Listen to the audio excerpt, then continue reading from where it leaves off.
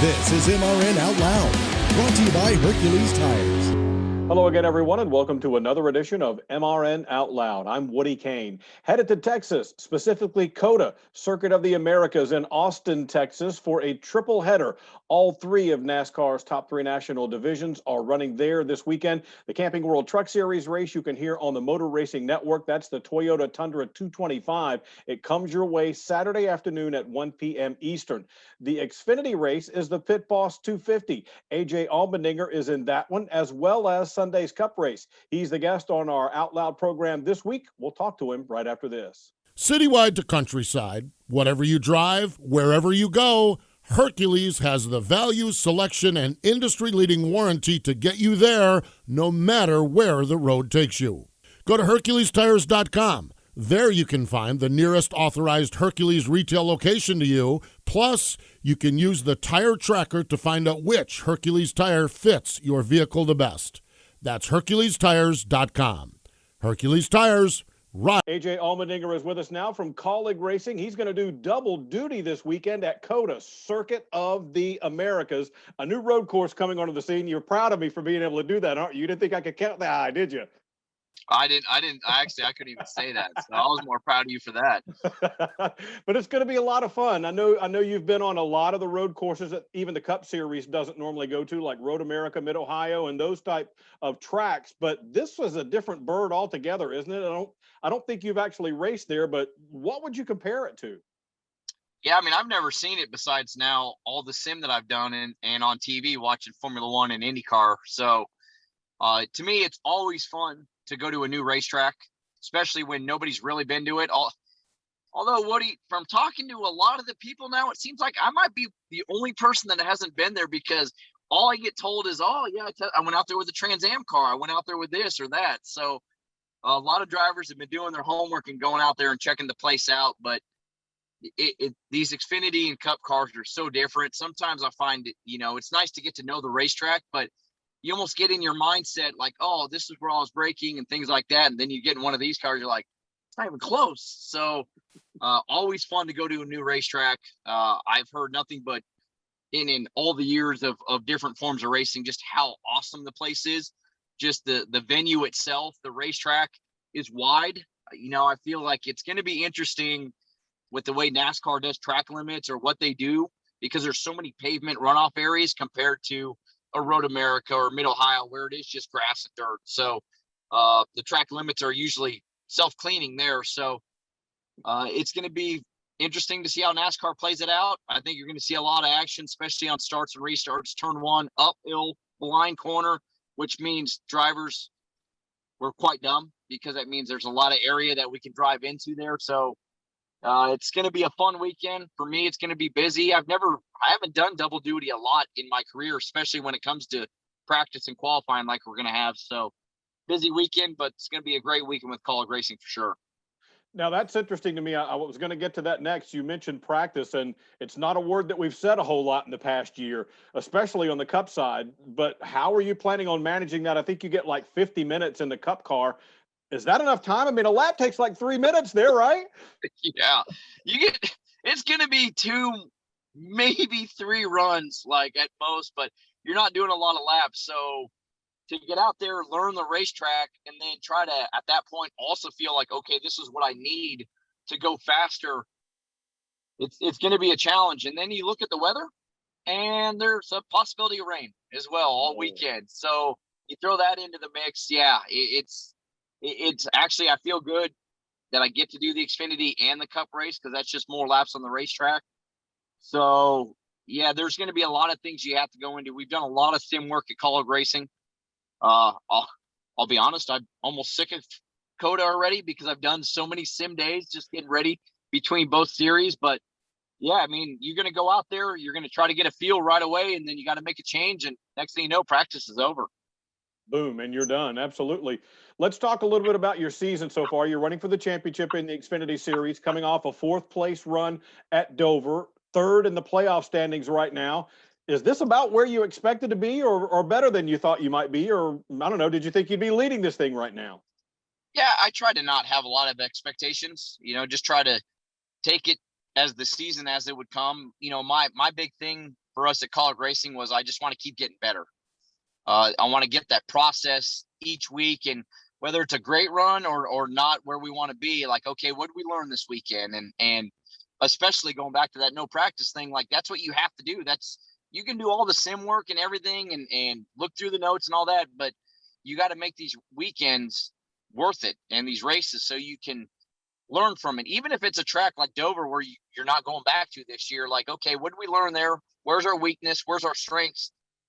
I feel like College Racing, we have really fast Chevys. Like, really, Phoenix was the only racetrack where I thought, okay, we missed the setup and we never had a shot to win. Even Dover, we had a lot of speed. We just couldn't quite get the setup throughout the course of the race to really fight with the 22 especially, and then the 7 and 8. But I like where we're at. We definitely have to improve the 22, which Cindric and that team showed when they're on. They're the champions for a reason. They're still the team to beat, but we have a lot of speed in the cars, and we just got to keep fine-tuning them, getting them better, and really make over this next 10, 11 week straight that we're going to be on. Just get better, because the playoffs are going to be here, and that's a great thing. We have a win on the 16 car, so we know we're in the playoffs. So I like where we're at. Of course, you want to be winning more races, but we have the speed, and we just got to keep improving. Now we move on to Circuit of the Americas we were just talking about. It's going to be the Pit Boss 250 in the Xfinity Series, and you are driving the Pit Boss car, and I understand you've got a shiny new one waiting for you at home. Tell me about your grilling expertise and how this whole Pit Boss thing came together. Well, my race car driving is probably a little bit better than my grilling skills. I have to admit that. But yeah, really cool. So Jeb Burton, he's an ambassador, just like I believe you are, Woody, for Pit Boss. So because of that association originally, and now Pit Boss with College Racing, they wanted to be a part of our organization, be on my race car in COTA. As you said, sent me a brand new Pit Boss grill that Tara and I just put together as we speak. Wait a minute now. Tara or Tara and me? Are you giving yourself too much credit? No, this was a team effort. So, she's good. She's got a master's in architecture. So reading and understanding how to put it together, she's really good at that. I'm the guy that can put it together when she tells me what to do. So she was management and you were labor.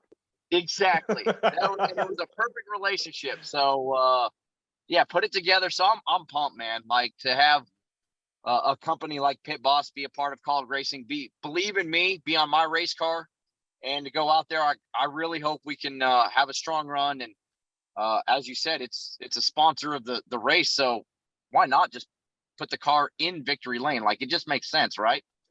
Absolutely. Now, when you guys do grill, what do you like to do? You like to do fish, chicken, veggies? What do you do?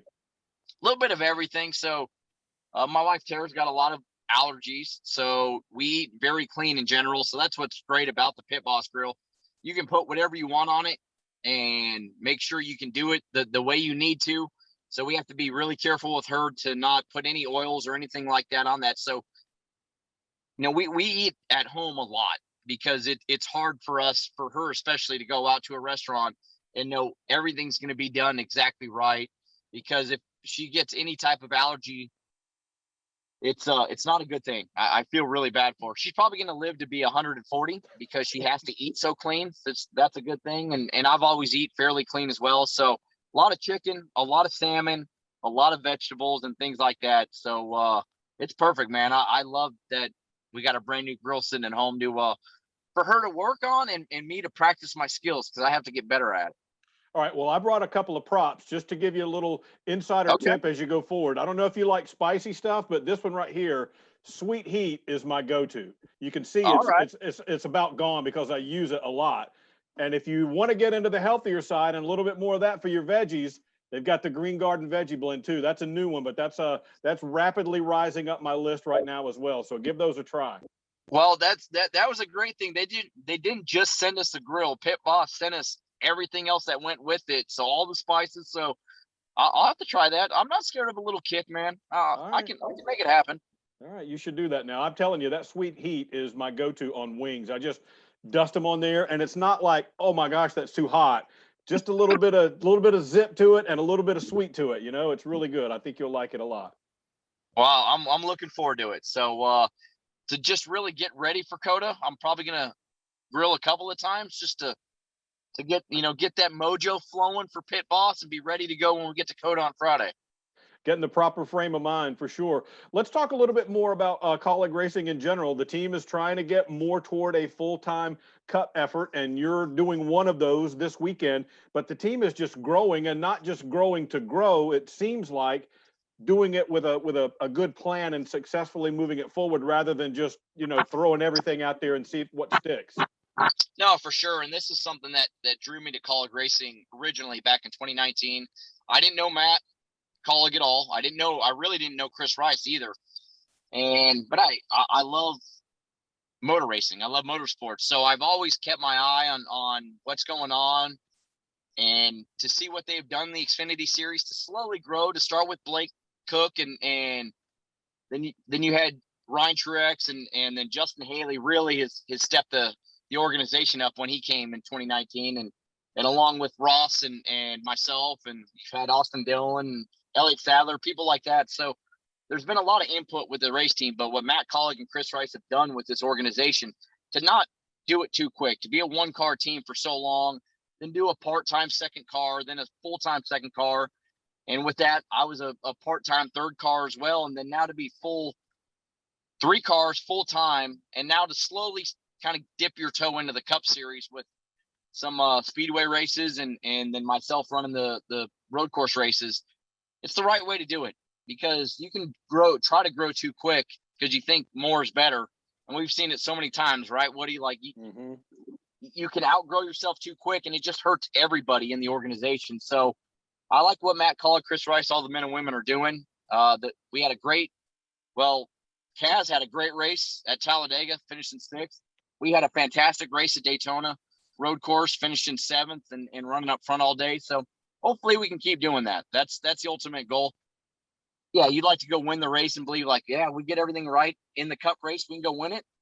I believe in myself and I believe in this team that we could, but there's a lot that goes on with it. So just go out there and try to have a solid day, run all the laps and be inside the top 10. Then if that's the case, maybe have a shot to win the race. So I love what they're doing. More importantly for me, I love the growth of the team and being a part of that growth. So whether it's inside the race car or outside of it, anything I can do to help this organization move forward, I just want to be a part of it. All right, let's finish up with one more COTA thing, and to a word that will be more common than people might like by the time we're done: turtles. I saw when Kyle Busch went out there, he was lobbying Marcus Smith about where to place those turtles and trying to get some hints. And I saw you talking about, man, how are they going to police if guys decide to take a shortcut or something like that? But turtles is what they're going to do. But explain to folks who don't drive around turtles every day what we're talking about and how upsetting it can be to a race car.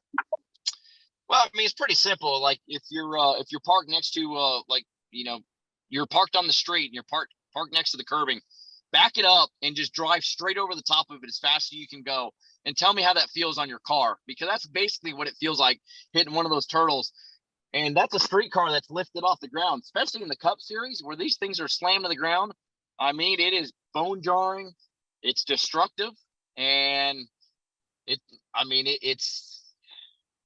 they're just, I don't even know they're just bad to hit. So, but that's what they're there for. You're not supposed to hit them. And that's like Charlotte, the Roval, where they're used in the S's, where you can kind of clip them still. And we see guys using that.